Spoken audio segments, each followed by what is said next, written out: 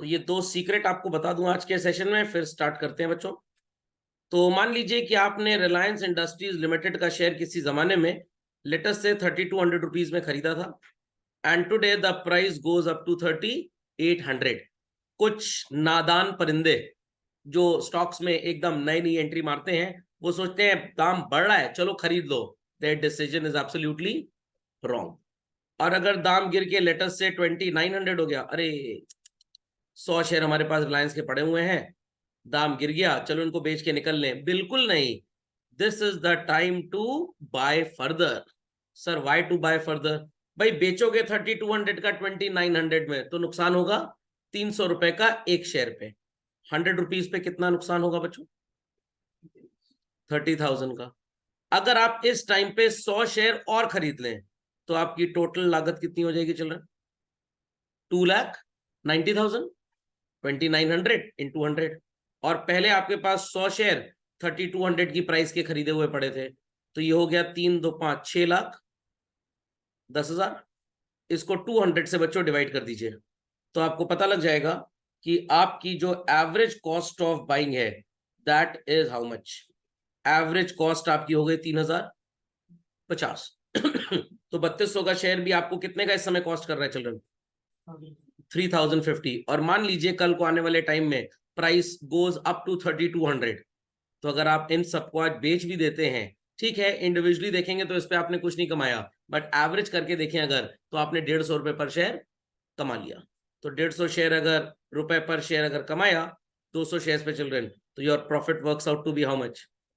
30,000 rupee. तो ये tricky formula याद रखिएगा।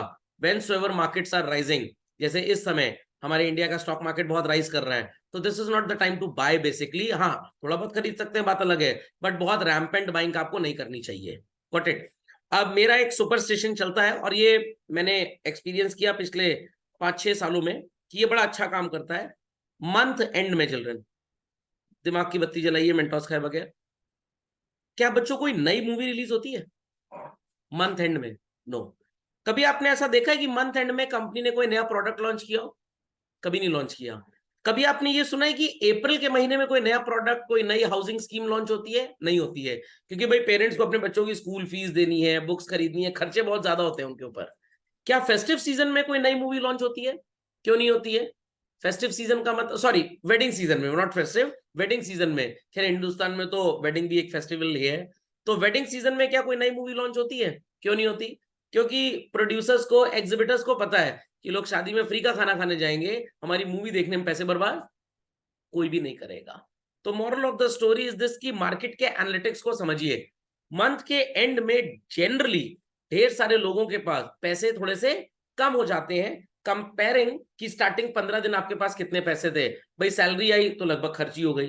प्रॉफिट भी अगर बिजनेस का हो रहा है तो भाई मंथ एंड में जितना लोकेशन किया है कि ऑफिस से निकाल के घर के खर्चे के लिए देना है, तो वो पैसा इज अबाउट टू ओवर।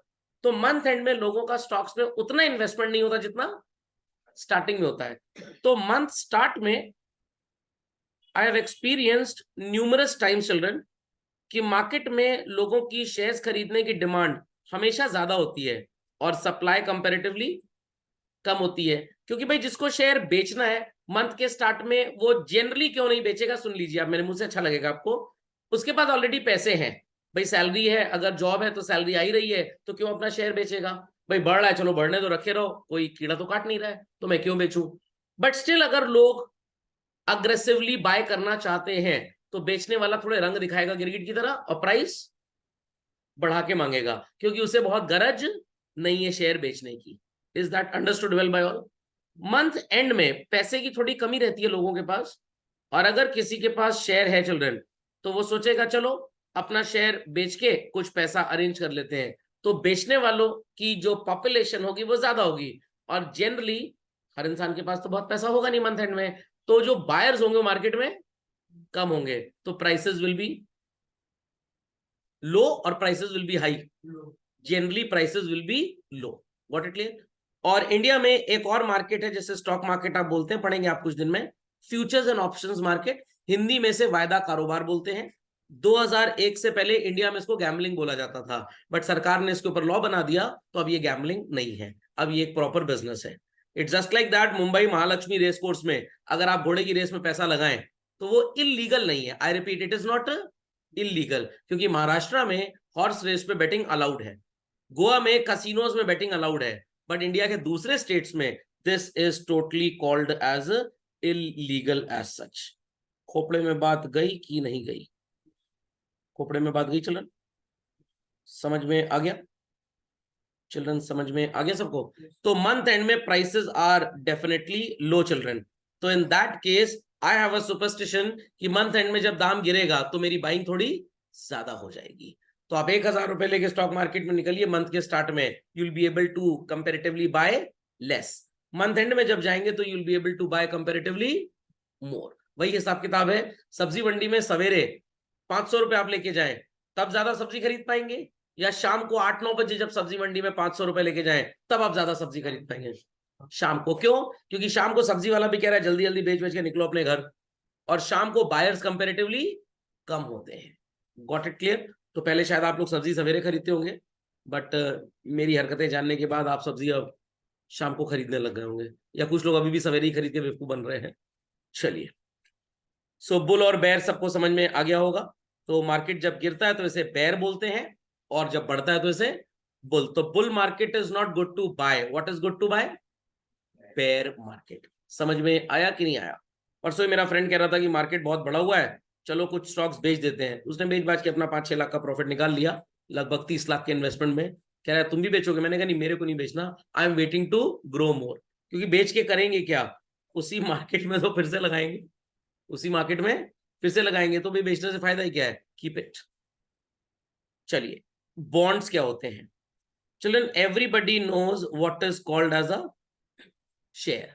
जरा शेयर की कुछ कैरेक्टरिस्टिक्स आपको बता देते हैं। शेयर खरीदने से आपके पास कंपनी की ओनरशिप आती है, you become the owner of the company, you get the right to vote, you earn what is called as children dividend, and आप इसकी मार्केट में ट्रेडिंग कर सकते हैं, मतलब आप इसकी बाइंग और सेलिंग कर सकते हैं। Is that clear? एक सबसे बड़ा नुकसान इसका यह है कि जब भी आप शेयर्स में पैसा इन्वेस्ट करते हैं, कंपनी जब बंद होगी तो आपके पैसे वापस आने की उम्मीद है, गारंटी नहीं है, एल्स आपको रीपेमेंट नहीं होगा। But if we have organisations like Reliance industries limited, we have organizations like Wipro, we have organizations like Tata, we have organizations like TCS, we have organizations like Infosys, we have organizations like HCL. They need some additional money, but they do not want to increase the ownership size of the company. ये owners नहीं बनाना चाहते, but पैसा चाहते हैं लोगों से। तो what they will do, they will do what children? Borrow money. तो जब आप कंपनी की ओनरशिप में लोगों को पार्टिसिपेट कराना चाहें, the instrument is called as what? Shares. But जब आप लोगों से बोरो करना चाहें, आप उन्हें क्रेडिटर बनाना चाहें, उनके पास वोट देने का कोई भी राइट नहीं होगा, बट फ्रीक्वेंट इंटरवल्स पे उन्हें इंटरेस्ट मिलेगा। सर फर्क क्या पड़े वहां, डिविडेंड या interest? Dividend is dependent on profit. Even after earning profit company deny कर सकती है कि हम डिविडेंड नहीं देंगे, बट इंटरेस्ट के लिए कोई डिनाइल नहीं होगा। लॉस भी हो गया अगर कंपनी को, तो इंटरेस्ट तो बॉन्ड पे देना ही देना पड़ेगा। Got it clear? Other advantage, जैसे आप buying and selling children share की करते हैं, वैसे ही बाइंग एंड सेलिंग बॉन्ड्स की होती है। कंपैरेटिवली कम होती है, मार्केट में लोग शेयर्स पे ज्यादा इंटरेस्टेड रहते हैं, एक बस मिथ है और कोई बात नहीं है। बॉन्ड्स की बाइंग एंड सेलिंग कंपैरेटिवली कम होती है। And children, there is guaranteed repayment. Sir अगर कंपनी के पास पैसे नहीं हुए, नो प्रॉब्लम।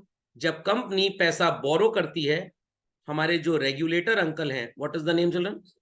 सेबी को उनको बताना पड़ता है कि हम कौन सी जायदाद गिरवी रखेंगे। इन केस हम पैसे फ्यूचर में नहीं दे पाए तो हम ये जायदाद बेच के अपने बॉन्ड होल्डर्स का पैसा वापस कर देंगे। सो अगर आप चुलबुल पांडे हैं तो you should invest in shares, मक्खी सिंह पांडे हैं तो bonds. Got it clear? Bank की एफडी भी एक तरह का बॉन्ड ही होता है बेसिकली। Got it clear? तो बैंक का जो एफडीआर होता है वो भी एक तरह का बॉन्ड होता है। इन सारी चीजों को ब्रॉडर स्केल पे चिल्ड्रन बोला जाता है डेट इंस्ट्रूमेंट. व्हाट? डेट. तो we have two instruments, one is called as share and other is called as debt. तो अगर हमारी ये जो कंपनीज मैंने नाम लिखे बच्चों, ये आपसे पैसा लें, the word is debenture. But अगर हम बात करें Indian Railways, Prayagraj development authority, municipal corporation of Delhi, thereafter Brihan Mumbai Maharashtra corporation जिसको बेस्ट बोलते हैं हम, ये सब अगर आपसे पैसा ले तो आप इनके इंस्ट्रूमेंट्स को बॉन्ड बोलते हैं. तो बॉन्ड और डिबेंचर एक ही चीज होता है. गवर्नमेंटल ऑर्गेनाइजेशन अगर पैसा बोरो करें तो word is bond. Non governmental public sector enterprise like public sector companies जिन्हें आप प्राइवेट सेक्टर और पब्लिक लिमिटेड बोलते हैं, Reliance, Wipro, Tata and all that, जब ये आपसे पैसा लेती हैं इस तरह से तो इन्हें क्या बोला जाता है? डिबेंचर. What it clear? तो रिलायंस ने 5,000 करोड़ रुपए पब्लिक से लिया, बोरो किया, डिबेंचर. इंडियन रेलवेज ने 5,000 करोड़ लिया, इट इज बॉन्ड. एक ही चीज होती है, कोई और फर्क नहीं होता है. तो बॉन्ड और डिबेंचर में बेसिक डिफरेंस समझ में आ गया सबको? So when it is by a government company we call it as bond, and when it is by a public company we call it as debenture. Bonds are always issued by government sector companies. What children? Government sector. And they are issued by, गलती मत करिएगा, not private but private sector company. Reliance is a public company belonging to private sector. तो private sector अलग होता है बच्चों और private company अलग होती है. Sony India private limited, Sony India private limited, ये पब्लिक से पैसा नहीं ले सकती. It's a private company belonging to private sector. But Reliance, Wipro, Tata, TCS, Infosys, HCL, they are private sector but public companies. तो प्राइवेट सेक्टर प्राइवेट कंपनी अलग होती है, प्राइवेट सेक्टर पब्लिक कंपनी अलग होती है. Government sector is different. Logic understood well? Steel authority of India limited, नाम तो सुना ही होगा लोगों ने. ये पब्लिक सेक्टर की कंपनी है बच्चों, but it's a government sector company, क्योंकि इसको कंट्रोल कौन करता है? गवर्नमेंट करती है. Understood everybody? तो ये बातें बहुत क्लियर लिखिएगा, क्योंकि many people are confuse between the term what is called as bonds and debentures. लोग सोचते हैं बॉन्ड और डिबेंचर एक ही होता है. Practically it is one, theoretically it is different. और एक ही डिफरेंस है बस, गवर्नमेंट कंट्रोल्ड इंस्टीट्यूशन बोरो करता है अगर तो बोलते हैं बॉन्ड. Is that clear? और अगर private sector public company, I repeat, private sector public company अगर बोरो करता है तो we call it as debenture. बच्चे क्वेश्चन पूछते हैं कभी कभी, सर प्राइवेट कंपनी बोरो करे, प्राइवेट कंपनी मार्केट से पैसा बोरो नहीं कर सकती, वो बैंक से बोरो कर सकती है. Is that clear? और बैंक से जब वो बोरो करते हैं तो उसे बैंक लोन ही बोला जाता है. Logic understood well? पक्का? कंफर्म? चलिए इसको अपडेट कर लीजिए चलो. चलिए बच्चों, दो बातें जरूर याद रखिएगा. डिबेंचर्स की बात करें या बॉन्ड्स की बात करें, rate of interest is fixed, ये चेंज नहीं होगा, ना ज्यादा होगा ना कम होगा. सर किसी भी कंडीशन में? अब ऐसा नहीं है भाई, थोड़ा सा जुगाड़मेंट रहता है हर जगह. हम एक रेजोल्यूशन पास कर सकते हैं, रजिस्ट्रार ऑफ कंपनीज से अप्रूवल ले सकते हैं, सेबी अगर अप्रूव कर दे तो हम रेट ऑफ इंटरेस्ट बढ़ा भी सकते हैं और घटा भी सकते हैं. बट सेबी कभी घटाने के लिए अप्रूवल नहीं देगा, क्योंकि ये शेयर चीटिंग है कि आपने पहले तो 8-10% इंटरेस्ट लालच दिखा के लोगों से पैसा ले लिया, अब आप कह रहे हो 5% देंगे. What is this nuisance? बढ़ा क्यों रहे भाई? हो सकता है आपके ज्यादातर रिश्तेदारों ने आपकी कंपनी में पैसा लगाया हो, आप उनको ज्यादा रिटर्न दे रहे हो. तो 99.99% केसेस में सेबी ऐसा कोई अप्रूवल देगा नहीं. हाँ, सेबी एक चीज बोलेगा, इन लोगों का पैसा वापस कर दीजिए, आप पूरा का पूरा पैसा वापस कर दीजिए. There is a maximum limit कि 20 इयर्स के बाद तो पैसा वापस देना ही देना है. मैक्सिमम बॉन्ड या डिबेंचर का पैसा 20 साल तक रख सकते हैं. Got it clear? बट अगर आपको 5 साल बाद लग रहा है चलो इन्हें कम इंटरेस्ट दें या ज्यादा इंटरेस्ट दें, तो सेबी कहेगा नहीं ये गलत है. हम आपको एक चॉइस दे सकते हैं, call the meeting of debenture holders. अरे 1.5 लाख डिबेंचर होल्डर है, बैठाएंगे कहाँ? स्टेडियम में? कोई बात नहीं, ऑनलाइन मीटिंग कर लीजिए या पोस्टल बैलेट ले लीजिए, वोट करा लीजिए. अगर वो अपना पैसा लेने को तैयार हैं टाइम से पहले तो उनका पैसा वापस दे दीजिए उनको, और फिर से फ्रेश डिबेंचर्स या बॉन्ड्स इशू करिए with different rate of interest, which could be higher और which could be lower. But existing debenture या बॉन्ड पे इंटरेस्ट आप कम और ज्यादा नहीं कर सकते. ये शेयर चीटिंग का केस है, ब्रीच ऑफ ट्रस्ट का केस है बेसिकली. समझ में आ गया? विश्वासघात किया आपने, धोखा दिया। तो शेयर्स पे children there is no interest, what the investor gets is dividend, और ये कंपनी प्रॉफिट देखने के बाद ही डिसाइड करती है। प्रेफरेंस शेयर होगा तो स्टेटेड रहेगा, इतना मिलना है तो इतना ही मिलना है। तो बॉन्ड पे, डिबेंचर पे, प्रेफरेंस शेयर पे इंटरेस्ट पहले से बताया जाता है, बट इक्विटी शेयर पे प्रॉफिट के हिसाब से डिपेंड करेंगे। 5% भी हो सकता है, 50% भी हो सकता है। अपडेट क्विकली चलो। तो बच्चों बॉन्ड और डिबेंचर समझ गए। अब सर ये क्या होता है, डीमैट अकाउंट क्या होता है, और ये क्या sir 2 lakh demat accounts open in a single day. Children, अगर मैं बात करूं 1990 से पहले, आप तो शायद पैदा भी नहीं होंगे, बट मेरी उम्र 10 साल थी उस समय, क्या इंटरनेट जैसा कोई शब्द था? नो, 90s से पहले there was nothing like internet, but network था। सर ये कैसा नेटवर्क था? कंप्यूटर्स लोकली एक ऑफिस के अंदर केबल से जुड़ा करते थे, और इंडिया में तो कंप्यूटर्स लगभग 90s में आना स्टार्ट हुए थे। What it clear, Rajiv Gandhi ji ने इनको इंडिया में लाना स्टार्ट किया। और आप जानते हैं कि हिंदुस्तान में तो कोई भी कुछ अच्छा काम करता है तो लोग उसकी टांग खींचते हैं। और पता है लोग क्या बोला करते थे, कि अगर कंप्यूटर्स आ जाएंगे तो लोगों के जॉब्स चले जाएंगे। Is it so today children? No, बिना कंप्यूटर के तो कोई काम ही नहीं कर सकता आज की तारीख में। आपका मोबाइल फोन भी एक सुपर कंप्यूटर या मिनी कंप्यूटर बोल सकते हैं आप उसको। Your calculator is also a computer performing the automated task of calculation. तो आज जब एआई आ रहा है तो लोग आज भी यही बोल रहे हैं कि एआई आएगा तो जॉब्स चले जाएंगे। डू यू फील लाइक ऐसा होगा? No, people would become more skillful. ऐसा कभी नहीं होगा। हाँ, ऑब्वियस ही बात है, जो काम चोर टाइप के लोग हैं उनको तो कभी नौकरी करनी ही नहीं थी, जॉब करना ही नहीं था, बिजनेस भी नहीं करना था, वो आज भी टाइम पास कर रहे हैं।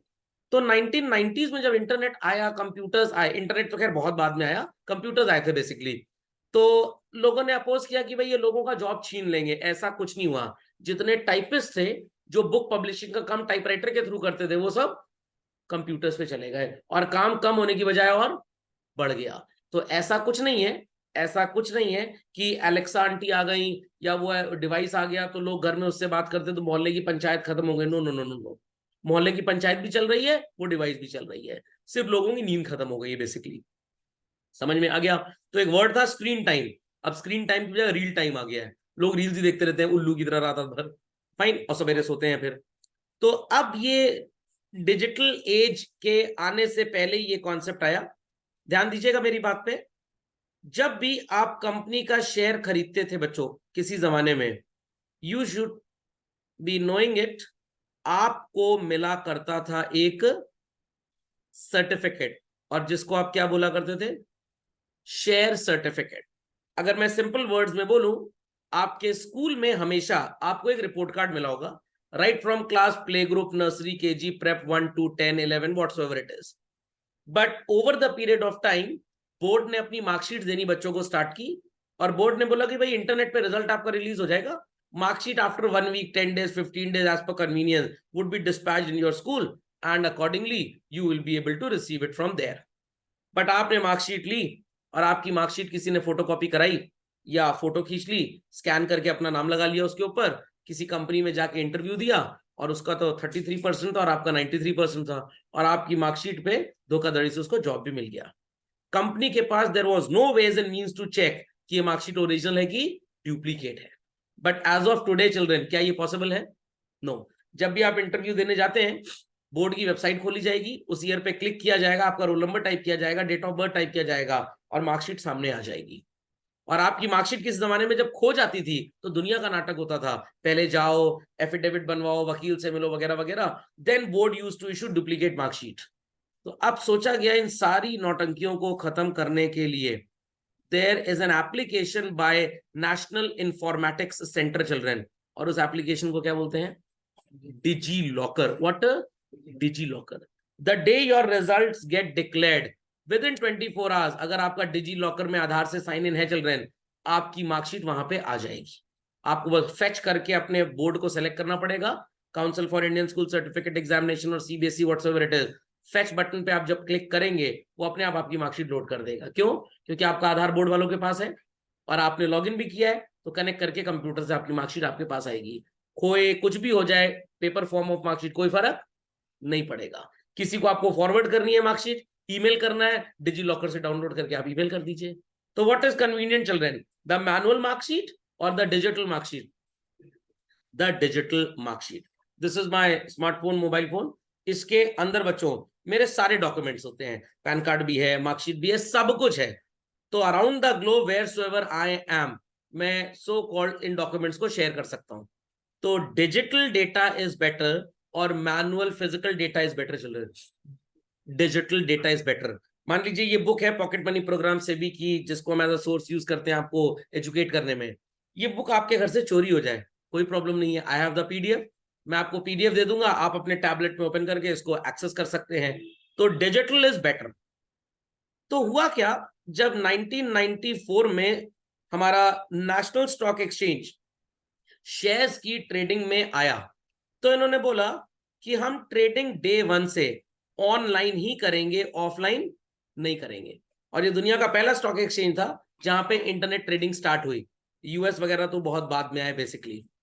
अब प्रॉब्लम क्या थी, इंटरनेट से हम बाइंग सेलिंग तो कर सकते हैं, कम्युनिकेट कर सकते हैं, सब कुछ हो सकता है, बट आप जब कंपनी से शेयर रिसीव करते हैं बच्चों, तो कंपनी का office is located in Mumbai and the person who is buying the share is living where children?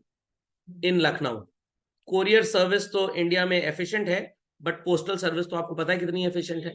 अब थोड़ा ठीक हो गया स्पीड पोस्ट वगैरह, नहीं तो 20-20 साल लगते थे, चिट्ठी खो जाती थी बीच बीच में। तो मुंबई से लखनऊ कंपनी आपके नाम का ये शेयर सर्टिफिकेट आपको भेज रही है, and it generally use to take how many days children? 15 days. फिर आप विलिंगनेस रखते हैं इसे बेचने की, और जिसे आप बेचना चाहते हैं that person is living in Bengaluru. Again आपका सर्टिफिकेट लखनऊ से बेंगलुरु जाएगा इन अनदर 20 डेज। फिर उसके बाद ये सर्टिफिकेट जब बेंगलुरु पहुंचेगा, ये बेंगलुरु वाला जो आपका बायर है, he will be sending the certificate again to Mumbai, which would take say 5 days, ताकि आपका नाम कट के सर्टिफिकेट पे इसका नाम आए। तो आपने अपना शेयर खरीदा, 15 दिन वहां बर्बाद हुए, 20 दिन अगले दिन बिकने में लग गए, 5 दिन ट्रांसफर होने में लग गए, टोटल 40 दिन की कहानी आ गई, टोटल 40 दिन। और आपको मैं एक अच्छी बात बताता हूं, अगले साल तक बच्चों प्रोबेबली ये कहानी जो 40 दिन वाली थी ना, ये सेम डे हो जाएगी। अभी 1 डे हो गई है, अभी 1 डे हो गई 25 फरवरी 2023 से। पहले ये 2 दिन तक में होती थी, अब 1 डे हो गई है ये। What it. तो ये जो कहानी थी ये चला करती थी लेटेस्ट से 90s वगैरह में। जब 94 में नेशनल स्टॉक एक्सचेंज आया, तो इन्होंने बोला कि जिस दिन आप शेयर्स की बाइंग सेलिंग करेंगे, हम उस दिन को बोलेंगे टी डे। क्या बोलेंगे? T day. और मैक्सिमम 5 दिन का समय लगेगा। आई रिपीट, कितना? 5 दिन का समय। और बायर और सेलर के रिकॉर्ड्स अपडेट हो जाएंगे। बट उसके लिए हमें चाहिए होगी गोभी आलू सब्जी टेक्नोलॉजी। कैसी टेक्नोलॉजी? एक ऐसी टेक्नोलॉजी जहां पे कंप्यूटर्स होंगे और सब लोगों का रिकॉर्ड कंप्यूटर पे होगा। Is that understood well? तो मैं आपको ये रिकॉर्ड समझाने के लिए एक कॉम्पोजिशन यूज करूंगा, और हम इस कॉम्पोजिशन को एक नाम से पढ़ेंगे बच्चों, एंड आई वांट कि आप सब लोग इसे अपनी अपनी कॉपी में मेंशन अप कर लें। Trading and settlement of securities.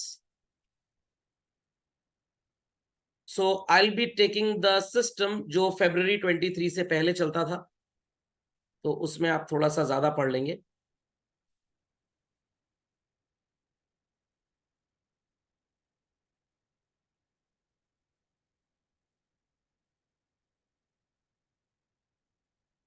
Let me draw first, then I'll share the screenshot, then people can put it. So children, there are 3 stages. The first stage is called as trading.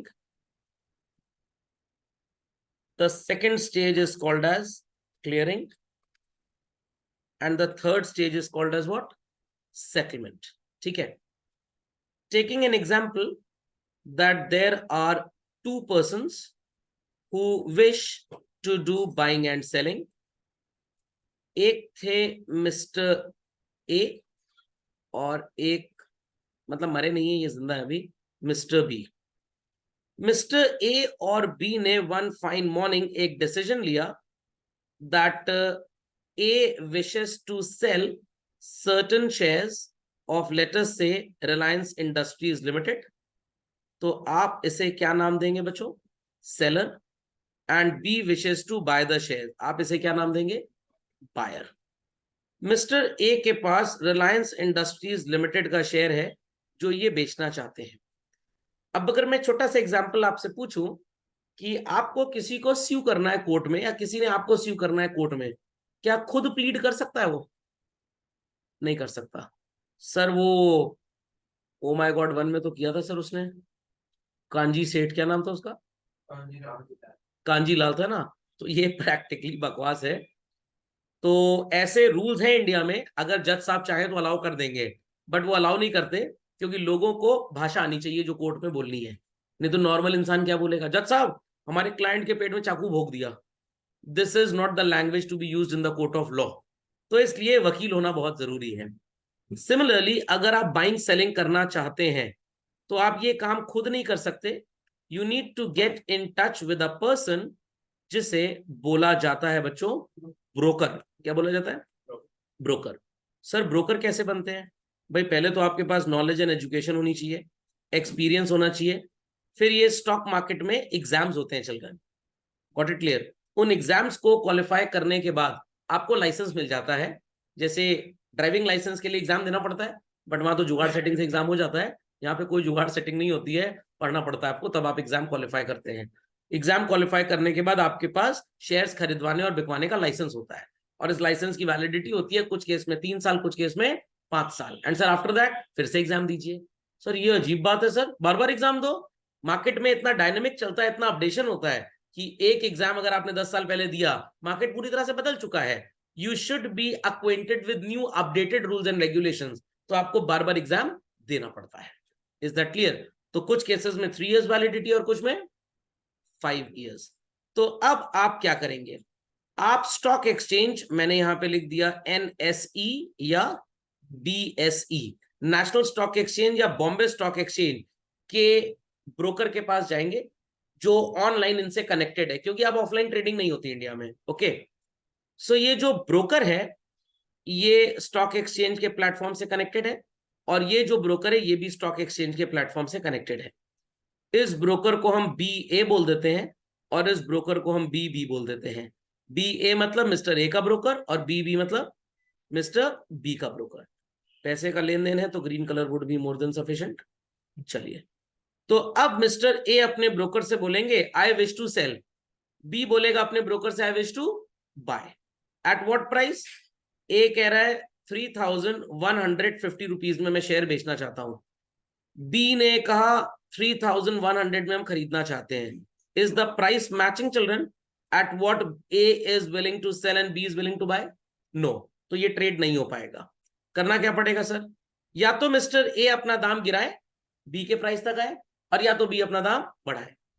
मान लीजिए कि mister B ने और mister A ने दोनों ने negotiate किया, और जब देखा कि भाई इस प्राइस पे दोनों बाइंग सेलिंग के लिए तैयार हैं, तो कॉमन प्राइस मिल गया, प्राइस मैच हो गया, and trade gets executed. I repeat children, trade gets executed.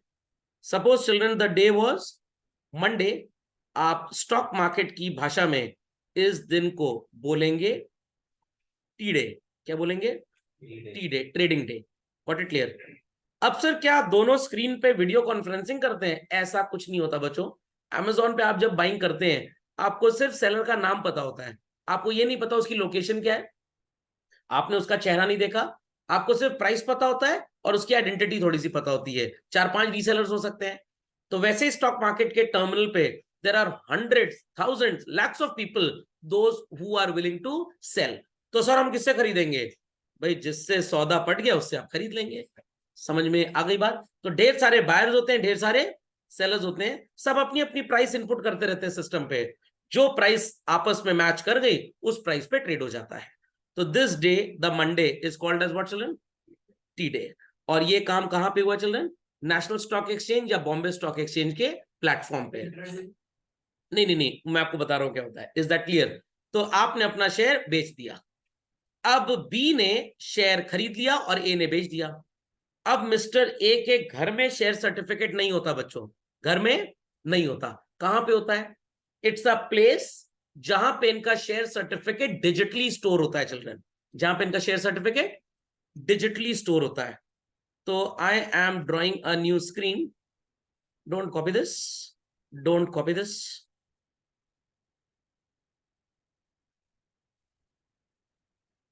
सो आपने बच्चों अभी अभी थोड़ी देर पहले मेरे मुंह से डिजी लॉकर के बारे में कुछ सुना था, इजंट इट?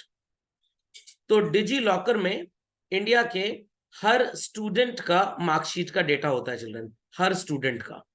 बट ये बात हम 2-4 साल पहले नहीं बोल सकते थे, क्योंकि earlier it was not so much active. Sir what you are drawing this, don't worry, कोई बहुत खतरनाक चीज नहीं है ये। सर ये तो हमें लग रहा है कि हम किसी शहर के ऊपर प्लेन से जा रहे हैं और ढेर सारे लोगों के घर हैं। ऐसा कुछ नहीं है चिल्ड्रन।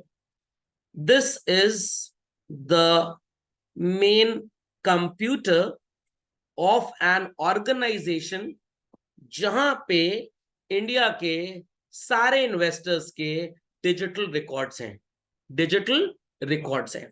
ये जो बड़ा सा आपको ब्लैक स्क्वायर के अंदर बॉक्स नजर आ रहा है, ये बहुत बड़ा सर्वर है बच्चों, बहुत बड़ा, जिसमें इंडिया के करोड़ों लोगों के डिजिटल रिकॉर्ड्स हैं जिन्होंने इन्वेस्टमेंट्स किए हुए हैं। आपके पापा का भी रिकॉर्ड इसके अंदर कहीं ना कहीं होगा, मेरा भी रिकॉर्ड इसके अंदर कहीं ना कहीं होगा। अगर आप इन्वेस्ट कर रहे हैं तो आपका रिकॉर्ड भी यहाँ पे कहीं ना कहीं होगा। इस ऑर्गेनाइजेशन को एक नाम दिया जाता है बच्चों, and the name is what is called as depository. क्या बोलते हैं बच्चों इसको? डिपॉजिटरी। तो it is just like DigiLocker. I repeat children, it is just like DigiLocker. तो इट्स अ डिपॉजिटरी। ये सारे लोगों का सो कॉल्ड डिटेल डिजिटली यहां पे स्टोर करते हैं। सर हमारा डिटेल भी होगा, बट हमने तो सर यहाँ पे कभी डिटेल अपना दिया ही नहीं। आपने नहीं दिया चिल्ड्रन। आप जिस बिचौलिए के थ्रू, इंटरमीडियरी के थ्रू बाइंग सेलिंग करने की, इन्वेस्टमेंट करने की सोच रहे थे, उसने आपसे डेटा कलेक्ट करके यहां पे दे दिया। Sir can I access this records on internet? नहीं, आप नहीं एक्सेस कर पाएंगे। तो ये जो आपको बॉक्सेस नजर आ रहे हैं बच्चों, ये बॉक्सेस क्या हैं?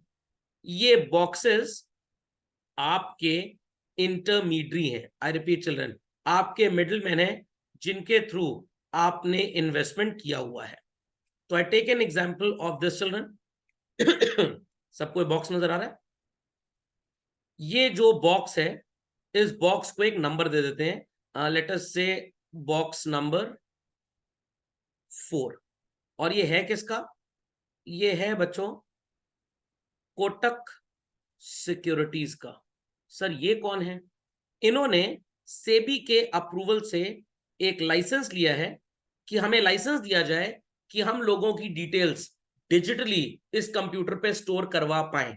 इट्स जस्ट लाइक दैट कि आपके पास एक आधार कार्ड है, बट आधार कार्ड आपका बना कैसे? आप किसी सेंटर पे गए होंगे, आपने अपना retina, fingers, got it clear, biometrics दे दिए और वो डिजिटली यहां पे सेव हो गए। तो जिस ऑर्गेनाइजेशन ने आपका रिकॉर्ड सेव करवाया, that organization is so called the member of the so called system. Is that clear? तो मान लीजिए कि आपने कहा सर मेरे को रिलायंस के शेयर खरीदने हैं। मैंने कहा तुम्हारा डिजिटल रिकॉर्ड अपडेटेड है? नहीं सर वो तो नहीं है। ठीक है, अपना आधार दे दो, अपना पैन दे दो, फोटो दे दो, कैंसल्ड चेक लीव दे दो, जिससे आइडेंटिटी क्रिएट हो जाए कि बैंक में आपका अकाउंट है पैसे के ट्रांसफर के लिए, आप सिटीजन ऑफ इंडिया है, आधार से पता लग जाएगा, फोटोग्राफ से आपकी आइडेंटिटी और क्लियर होगी, और आप प्रॉपर टैक्स पेयर भी है, इनकम टैक्स में आपका रजिस्ट्रेशन है, ताकि कल को अगर आप इनकम चुरा के भागे तो हम आपको ट्रैक कर लें। तो हम आपसे कैंसल्ड चेक लीव लेंगे, आपकी फोटो ले लेंगे, आपका आधार ले लेंगे फोटोकॉपी, और पैन की फोटोकॉपी। ये 4 चीज आप हमको दे देंगे तो आपका आइडेंटिफिकेशन कंप्लीट हो जाएगा, जिसको हिंदुस्तान में बोला जाता है KYC compliance. What? Know your client, पहचानिए अपने कस्टमर को। तो अब आप एक ऑर्गेनाइजेशन में गए बच्चों, जिसका नाम क्या था? कोटक सिक्योरिटीज। तो कोटक सिक्योरिटीज ने इस बड़े से कंप्यूटर में किराए पे एक जगह ली हुई है। I repeat children, Kotak securities ने एक बड़े से कंप्यूटर पे किराए पे जगह ली है और उसमें आपको ये छोटे छोटे ब्लू डॉट्स नजर आ रहे हैं, चलो ये आप हैं, ये छोटा वाला ब्लू डॉट जो है ये आप है। तो आपका डेटा कोटक सिक्योरिटीज इसमें रजिस्टर करा देगा। तो सर कोटक सिक्योरिटीज को कुछ बोला होला जाएगा? हाँ बोल दीजिएगा कि भाई कम पैसे लेके हमारा काम करा दो। कोटक सिक्योरिटीज को एक नाम दिया जाएगा children, and the name is what? Stage पे आप पार्टिसिपेट कर रहे हैं डांस में, तो you are stage participant, dance participant. तो जो डिपॉजिटरी में पार्टिसिपेट करता है उसको क्या बोलते हैं? Depository participant. एक्चुअली ये होते मिडिलमैन, ब्रोकर, दलाली हैं जो बाइंग सेलिंग ऑफ शेयर्स का काम करते हैं। बट जब ये यहां पे अपनी मेंबरशिप लेते हैं, जब ये यहां पे एक रिस्पॉन्सिबिलिटी लेते हैं कि हम अपने इन्वेस्टर्स का डेटा पहले डिजिटली अपडेट कराएंगे, इनको आप ब्रोकर नहीं बोलते, इनको आप क्या बोलते हैं? Depository participant. तो आपके पापा जब आपने देखा कि प्लेन उड़ा रहे हैं तो आप उन्हें बोलेंगे पायलट। क्या बोलेंगे? पायलट। बट जब वो घर के फाइनेंसेस मैनेज कर रहे हैं तो आप उन्हें पापा बोल सकते हैं। या he is taking care of your good health and all, भाई ही इज माय फादर। तो उनका डेजिग्नेशन बदलता रहता है, डेजिग्नेशन बदलता रहता है। तो आपके चाचा जी के बच्चे आपके पापा को ताऊजी बोलेंगे, बट आप क्या ताऊजी बोलेंगे? आप तो पापा ही बोलेंगे। मम्मी तो भाई हस्बैंड है उनके, खोपड़े में बात गई। दादाजी पापा को उनके नाम से पुकारेंगे, तो क्या आप दादाजी समझाएंगे? तमीज नहीं है आपको, नाम से बुला रहे हैं आप? अरे मेरे बेटे, मैं तो नाम से बुला ही सकता हूं उसको। तो जब ये लोग आपके शेयर्स की बाइंग सेलिंग कराएं बच्चों, आप इन्हें एक नाम देंगे, and what is that? Broker. But जब ये आपके डिजिटल रिकॉर्ड्स यहां पे स्टोर करवा देंगे तो इन्हें क्या बोलेंगे? Depository participant. और ध्यान देंगे सब लोग मेरी बातों पे, ये जो बच्चों ब्लू डॉट है, इस ब्लू डॉट को हम बोलते हैं demat account, and the word demat has originated from the text what is called as dematerialization. I repeat children, has been originated from the text called as dematerialization. तो किसी जमाने में लोग जब शेयर वगैरह खरीदते थे बच्चों, उन्हें मिलता था what is known as share certificate. सुनाई दे रहा है सबको? सुनाई दे रहा है बच्चों? मान लीजिए कि शेयर सर्टिफिकेट कोई ऐसा कागज का टुकड़ा होता था, विजिबल चिल्ड्रन? तो कोई ऐसा कागज का टुकड़ा आपको मिल गया, बट ये कागज का टुकड़ा दाएं बाएं जाने में 40-50 दिन लग जाते थे। तो स्पीड फास्ट करने के लिए ये प्रोसेस जो स्क्रीन पे आपको नजर आ रहा है ये किया गया। इस कागज के टुकड़े को तो कोरियर करने में टाइम लगेगा। एक्चुअली ये शेयर सर्टिफिकेट नहीं है, ये कंपनी का रजिस्ट्रेशन सर्टिफिकेट है, बट आप इसको मान लीजिए ऐसा ही होता था ये। तो अब मेरे को ये आपको बेचना है, तो व्हाट आई विल डू, मैं जाऊंगा एक डिपॉजिटरी पार्टिसिपेंट के पास और उससे कहूंगा I want to sell this. वो बोलेगा आप किस पुराने जमाने में जी रहे हैं, ये तो भाई 1994 से पहले चलता था, अब तो सब डिजिटल हो चुका है। तो वो इस सर्टिफिकेट को लेगा, इसके साथ एक एप्लीकेशन फॉर्म मेरे से साइन करवाएगा। उस एप्लीकेशन फॉर्म को बोलते हैं बच्चों डीमैट रिक्वेस्ट फॉर्म। क्या बोलते हैं? Demat request form. It's just like that कि आप बैंक गए, आपने बैंक में अपने अकाउंट में पैसे जमा करा दिए, तो नोट खत्म हो गए, आपको एप्लीकेशन पे आपका बैलेंस नजर आ गया, आपका फिजिकल करेंसी नोट डिजिटल बन गया एक तरह से। What it clear? तो ये सर्टिफिकेट के साथ एक रिक्वेस्ट फॉर्म लगेगा, ये सर्टिफिकेट भेजा जाएगा एक ऑफिस में जिसे आप बोलेंगे रजिस्ट्रार ऑफ कंपनीज। बोलिए मेरे आगे फिर से, रजिस्ट्रार ऑफ कंपनीज। वो इसको सर्टिफाई करेगा, हाँ पेपर तो ओरिजिनल है। उसके बाद इस कागज के टुकड़े को कहां भेजा जाएगा? डिपॉजिटरी में। इंडिया में बच्चों 2 डिपॉजिटरीज हैं, one is called as NSDL and other is called as CDSL। NSDL का फुल फॉर्म है नेशनल सिक्योरिटीज डिपॉजिटरी लिमिटेड।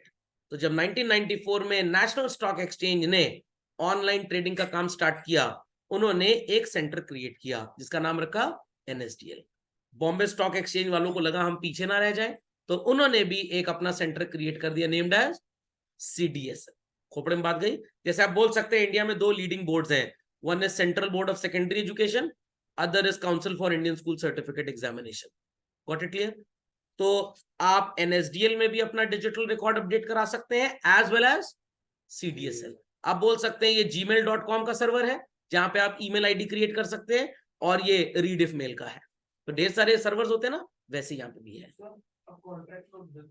नहीं, वो सब कहानी पुरानी हो गई, वो बता रहा हूँ क्या होता है contract, no not to worry.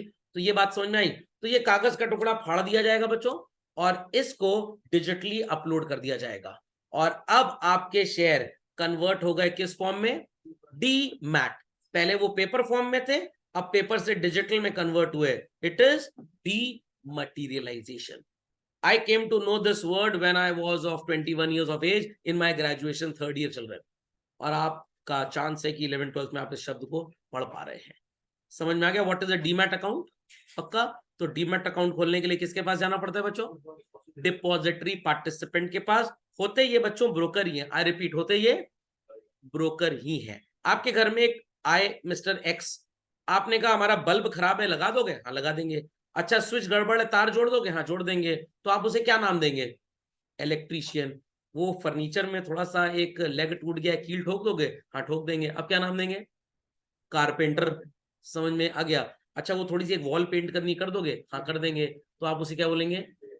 Painter. अच्छा कपड़े भी धोने, धो दोगे? हाँ हाँ बिल्कुल धो देंगे, हम घर से धुलाई करवा के आए अपनी। तो वॉशरमैन। और दिन भर के आपने 1 करोड़ उनको दे दिए मान लीजिए, ढेर सारा काम कराने के लिए। Is that understood children? तो ये जो लोग होते हैं ना, ये ब्रोकर ही होते हैं एक्चुअली। तो जब ये बाइंग सेलिंग का काम कराएं, आप इन्हें ब्रोकर बोल देते हो। जब ये आपका डिजिटल रिकॉर्ड अपडेट कराएं, you call them as a depository participant. Majority these people are brokers basically, क्योंकि दूसरे लोग ये काम करेंगे क्यों? मैं क्यों ये काम करूंगा? समझ में आ गया? तो डिपॉजिटरीज जो है एनएसडीएल और सीडीएसएल, इन्होंने बड़े बड़े कंप्यूटर्स लगाए बच्चों, उसके अंदर massive amount of hard drives लगी हुई हैं। उन हार्ड ड्राइव्स के अंदर ढेर सारे डिपॉजिटरी पार्टिसिपेंट्स को एक एक फोल्डर दे दिया गया है, और फोल्डर के अंदर जो फाइल्स हैं they are basically the demat account. यहां तक बात समझ में आ गई बच्चों? अब आप इसको अपनी कॉपी में अपडेट कर लें क्विकली। तो ये तो बच्चों मैंने आपको बताया कि आपके पास ऑलरेडी शेयर सर्टिफिकेट है। आप इस डीमैट रिक्वेस्ट फॉर्म को भर के उसे कन्वर्ट कर सकते हैं डिजिटल फॉर्म में, और डिजिटल फॉर्म में कन्वर्ट करने के बाद उसका स्टोरेज कहां पे होगा? उस स्टोरेज की जगह को क्या बोलते हैं? Demat account. तो जैसे इंस्टाग्राम अकाउंट है, व्हाट्सएप अकाउंट है, फेसबुक अकाउंट है, ईमेल अकाउंट है, similarly we have demat account. But demat account Google के सर्वर पे नहीं होता है। किसके सर्वर पे होता है? एनएसडीएल या सीडीएसएल। सर दोनों में से किस पे हम डीमैट अकाउंट खुलवाएं? दोनों ही अच्छे हैं। एनएसडीएल के चार्जेस थोड़े से ज्यादा हैं, सीडीएसएल के कम है। कोई लाखों करोड़ों में नहीं होते हैं, 200, 250, 400, 500, 1000 रुपए इनकी फीस होती है। एनएसडीएल थोड़ा ज्यादा यू कैन से एफिशिएंट है। सीडीएसएल की एफिशिएंसी अगर 99.99 है तो इनकी मान लीजिए 100% है। दोनों ही अच्छे, कोई फर्क नहीं पड़ता। आप चाहे आईआरसीटीसी से टिकट बुक करा लीजिए, got it clear, so called Indigo airlines का, या इंडिगो के अपने ऐप से बुक करा लीजिए, टिकट आपको वही मिलेगा। हाँ इंडिगो का अपना ऐप है तो थोड़ी सर्विस बेटर दे देगा। आईआरसीटीसी को 50 एयरलाइंस को कैटर करना है तो उनकी सर्विसेज थोड़ी सी हो सकता है कॉम्प्रोमाइज्ड रहे। Got it? समझ में आ गया? तो अगर आप नेशनल स्टॉक एक्सचेंज के ब्रोकर के साथ लिंक्ड हैं और बाइंग सेलिंग करते हैं, तो वो सजेस्ट करेगा कि अपना डीमैट अकाउंट कहां खोलें? एनएसडीएल में। और बॉम्बे स्टॉक एक्सचेंज के ब्रोकर के साथ लिंक्ड है तो वो सजेस्ट करेगा सीडीएसएल। बट ये कोई कंपलसरी नहीं है। आप बॉम्बे स्टॉक एक्सचेंज में बाइंग सेलिंग करिए और डीमैट अकाउंट एनएसडीएल में हो, चलेगा, no problem, no problem.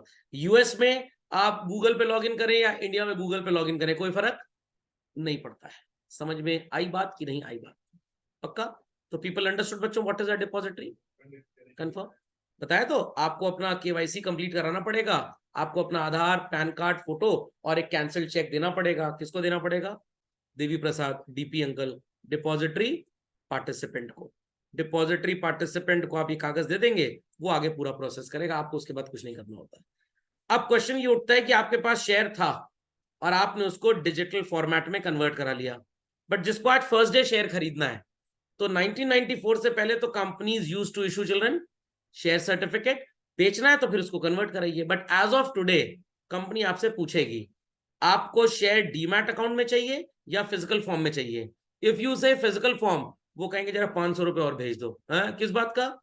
Paper छापना पड़ेगा, इंक का खर्चा होगा। और डीमैट, इसमें कोई चार्जेस नहीं है।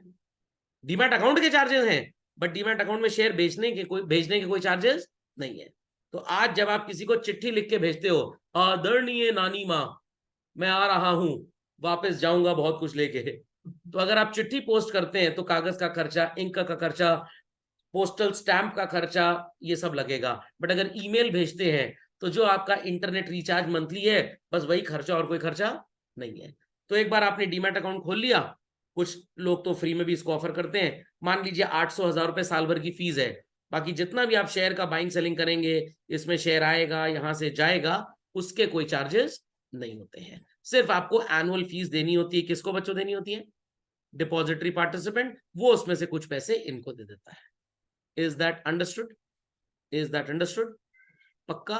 कभी कभी ऐसा भी होता है, मेरी कंपनी आईपीओ लेके आ रही है, मैं चाहता हूं कि लोग ज्यादा से ज्यादा शेयर्स खरीदें, बट इंडिया में ज्यादा लोगों के डीमैट अकाउंट है ही नहीं।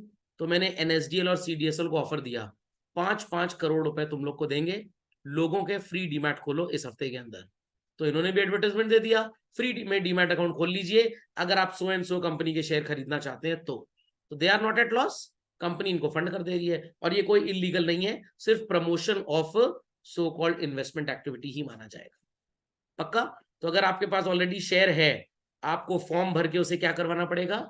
डीमैट। फर्स्ट टाइम बायर है तो आप कंपनी को बता दीजिए कि डीमैट अकाउंट में शेयर चाहिए या फिजिकल फॉर्म में चाहिए, कंपनी अकॉर्डिंगली आपको शेयर भेज देगी। शेयर सर्टिफिकेट मांगेंगे, चार्जेस आर देयर, डीमैट में देयर आर नो चार्जेस। तो अब जब मैं किसी को शेयर बेचना चाहता हूं बच्चों, तो it is in digital form, झटपट ट्रांसफर हो जाएगा। तो क्या आप 40 दिन का समय लगेगा? नो। तो किसी जमाने में ये समय बहुत ज्यादा था, फिर 15 दिन हुआ, फिर 5 दिन, फिर 3 दिन, फिर 2 दिन। एज ऑफ टुडे 1 दिन हो चुका है, बट 1 दिन हर कंपनी के शेयर पे नहीं हुआ है, मैक्सिमम में हो चुका है, अभी टाइम लगेगा। तो बच्चों ये बात समझ में आ गई, what activity we did, confirm. अब यहां पे ये जो ब्रोकर अंकल हैं, ये सारा काम खुद तो करेंगे नहीं, क्योंकि काम बहुत ज्यादा होता है बच्चों। तो he will get in touch with somebody. Sir, who somebody? That somebody is called as CMA, CMB। अब सर ये क्या होता है? They are known as children clearing members। कौन होते हैं? Clearing members. सर इनका क्या काम है? They will take the data from what is called as stock exchange also, and they will take the data from the brokers also, and it will lead to a confirmation कि ये data सही है कि नहीं है। और ये data से क्या करेंगे? खाएंगे उस डेटा को? No, they will do some activity. किस तरह की एक्टिविटी करेंगे? बहुत आसान है, डिटर्मिनेशन होगा कि so called who has sold the shares and so called about to receive money। तो shares वर्ड की जगह यहां पे शब्द आता है बच्चों सिक्योरिटीज, और मनी शब्द की जगह यहां पे आप टेक्स्ट लिखेंगे फंड्स। तो ये डिटर्मिनेशन का काम क्लियरिंग मेंबर का होता है। Sir can broker become clearing member? Security deposit दीजिए, सेबी देखेगा अगर आपकी हैसियत है पूरा पंगा लेने की, तो आप ये काम भी कर सकते हैं।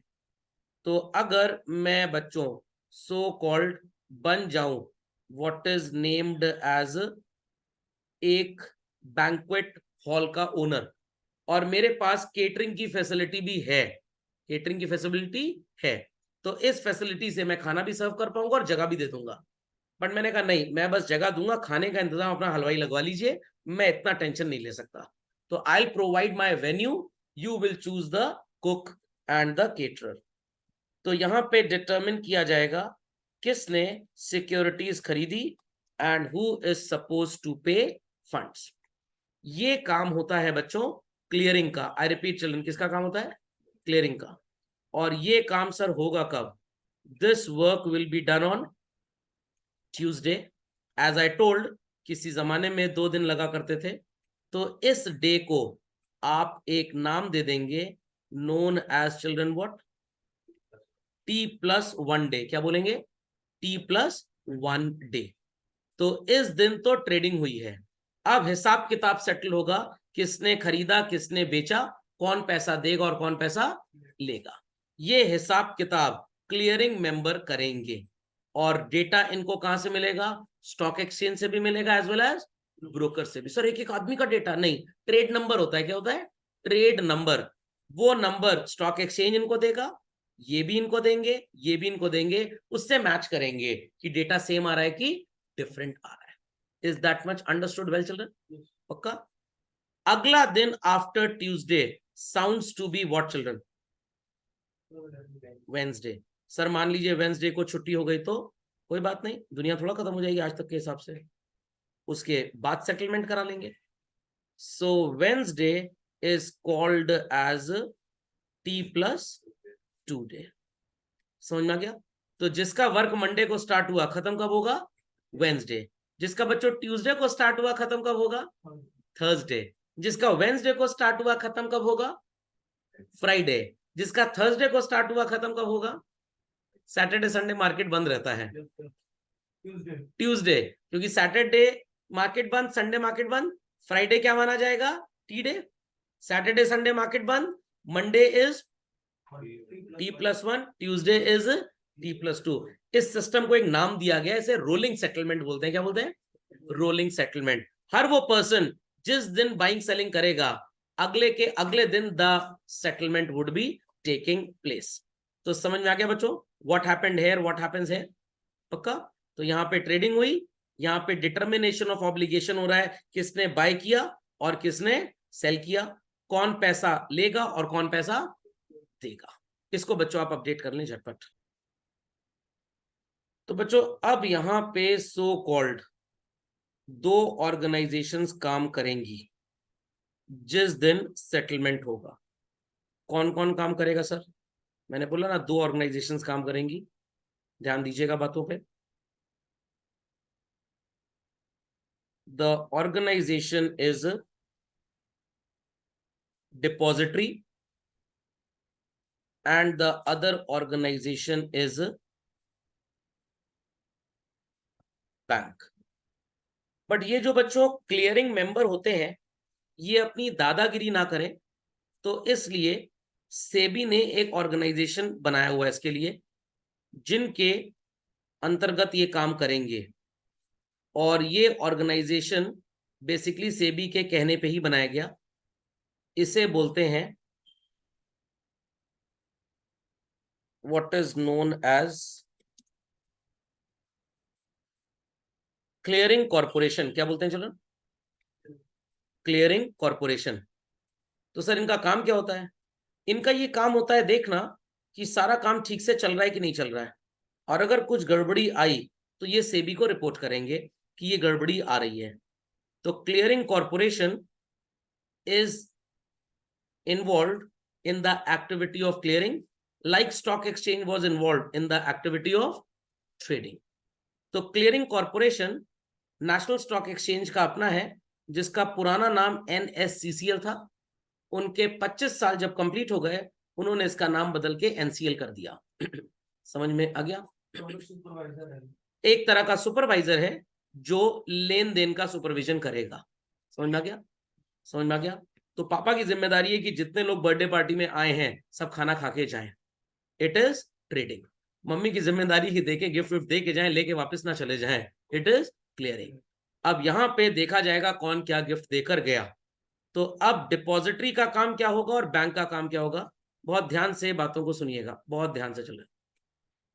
ये जो सिक्योरिटीज सो कॉल्ड बेची गई हैं और जो सिक्योरिटीज चिल्ड्रन खरीदी गई हैं, इसका डेटा कौन मैनेज करेगा? The answer is depository. और पैसे का लेन देन कौन मैनेज करेगा? बैंक। तो जिसने शेयर बेचा उसके डीमैट अकाउंट में माइनस कर लेंगे, और जिसने खरीदा बच्चों उसके डीमैट अकाउंट में प्लस। जिसने शेयर बेचा है उसके अकाउंट में पैसे आएंगे, और जिसने खरीदा है बच्चों उसके अकाउंट से पैसे जाएंगे। खोपड़े में बात गई या नहीं गई? ये सब इंफॉर्मेशन क्लियरिंग मेंबर भी देंगे, एज वेल एज चिल्ड्रन जो हमारा क्लियरिंग कॉर्पोरेशन है वो भी इनको देगा। तो इनको इंफॉर्मेशन मल्टीपल एंड से मिलेगी।